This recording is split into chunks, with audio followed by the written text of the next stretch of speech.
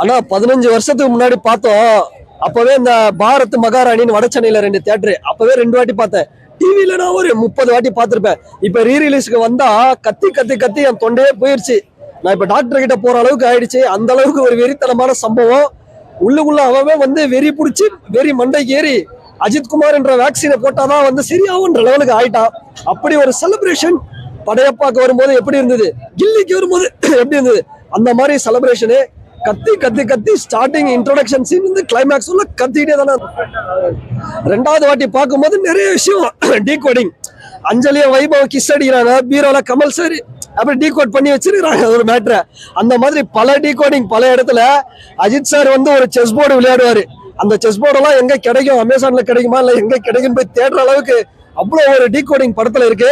யுவன் சங்கர் ராஜா, நான் ஒண்ணு கேட்கிறேன், ரஜினிகாந்த்ன்ற ஒரு மனுஷன் என்னைக்கு யுவன் சங்கர் ராஜா வச்சு நீங்க ஒரு மியூசிக் பண்ண போறீங்க, தயவு செய்து ஒரு வாய்ப்பு கொடுங்க. 15 வருஷத்துக்கு முன்னாடி இவர் போட்ட ஒரு ஆல்பம் சவுண்ட் குவாலிட்டி அப்படி இருக்கு. ஸோ யுவன் சங்கர் ராஜாக்கு கண்டிப்பா மங்காத்தா 2 வேணும். மங்காத்தா 2 பண்ணியே ஆகணும்.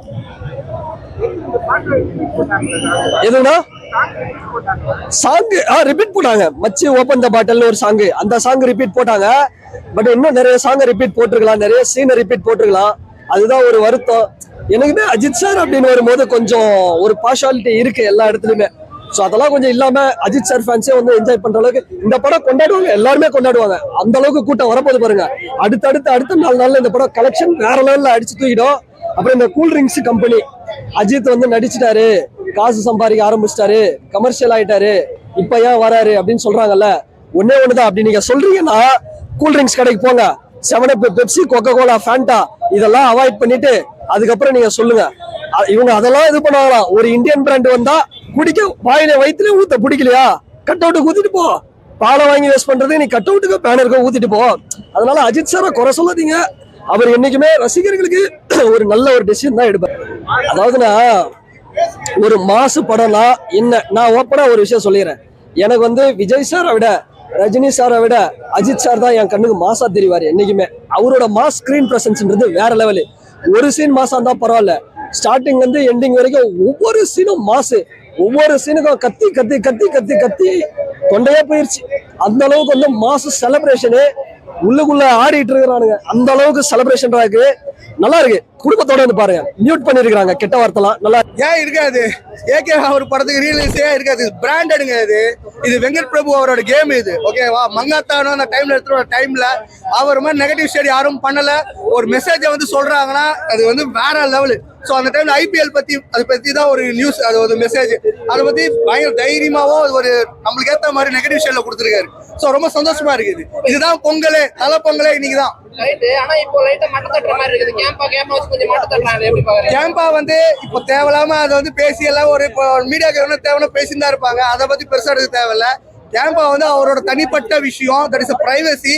அதை பத்தி யாரும் பேசாதீங்க, தேவையும் கிடையாது. ஏகே வந்து பேசுறதுக்கு யாருக்குமே ரைட்ஸ் இல்ல, யாருக்கும் தகுதியே கிடையாது. என்னையும் சேர்த்துதான் நெகட்டிவா குத்ததான் பார்ப்பாங்க. ஒருத்தர் எப்பவுமே பாசிட்டிவா இருக்க பிடிக்காது இல்ல மக்களுக்கு. சோ பிடிக்காதவங்க நெகட்டிவ் குத்ததான் பார்ப்பாங்க. அது அவரோட பிரைவசி, அதோட உரிமை. அவர் ஒரு ரேஸ் வந்து கொண்டு வரணும்னு நினைக்கிறாரு. நம்ம மக்கள் இளைஞர்கள் வந்து ஓட்டணும்னு நினைக்கிறாரு. அதுக்கு வந்து ஸ்பான்சர்ஷிப் அதிகமா தேவைப்படுது. அதுக்காக வேண்டி அவர் நடிச்சிருக்காரு. அதை வந்து நீங்க எப்படி தவறு சொல்ல முடியும்? அது அவரோட விருப்பங்க. கேளுங்க. ஆமா, அதெல்லாம் இல்ல. உங்களுக்கு வந்து நிறைய ஒரு அந்த இது இல்ல, அந்த எப்படி சொல்றது, அந்த சந்தோஷம் இல்லைன்னு சொல்லிட்டு இவங்க வந்து பொங்கலுக்கே விட்டு இருந்தா கூட நல்லா சந்தோஷப்பட்டிருப்போம். ஏன் பராசக்தி விட இந்த படமே விட்டுருக்கலாம் சன் பிக்சர்ஸ். நான் ரொம்ப சந்தோஷப்பட்டிருப்போம். தேங்க்யூ. ஹாப்பியா இருக்கேன். பெஸ்ட் சீன் பைக் சீனு, அவர் பண்ண ஸ்டண்ட், அவர் ஆக்ஷன்ஸ் எல்லாமே பெஸ்ட் சீன் தாங்க. அவர் நடிக்கிற இந்த நெகட்டிவ் ஷேடு ரொம்ப ஹாப்பியா இருக்கு. அதெல்லாம் எல்லாமே பெஸ்ட் சீன் தான். இதுல வந்து நம்ம குறை சொல்ற லாகிங் எதுவுமே கிடையாது. நீங்களே பாத்தீங்க, நான் ஒண்ணு இல்லை, எல்லாம் க்ரௌட பாத்தீங்க. தேங்க்யூ.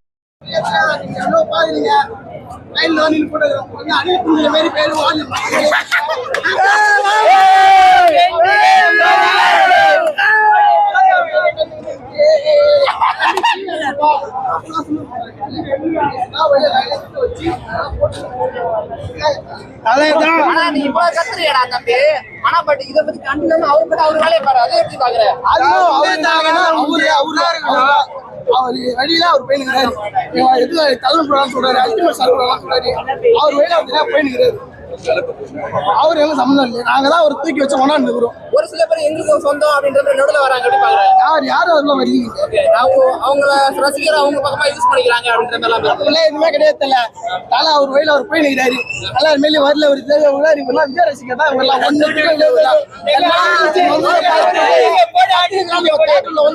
தலையில் கத்தி நிற்கிறானு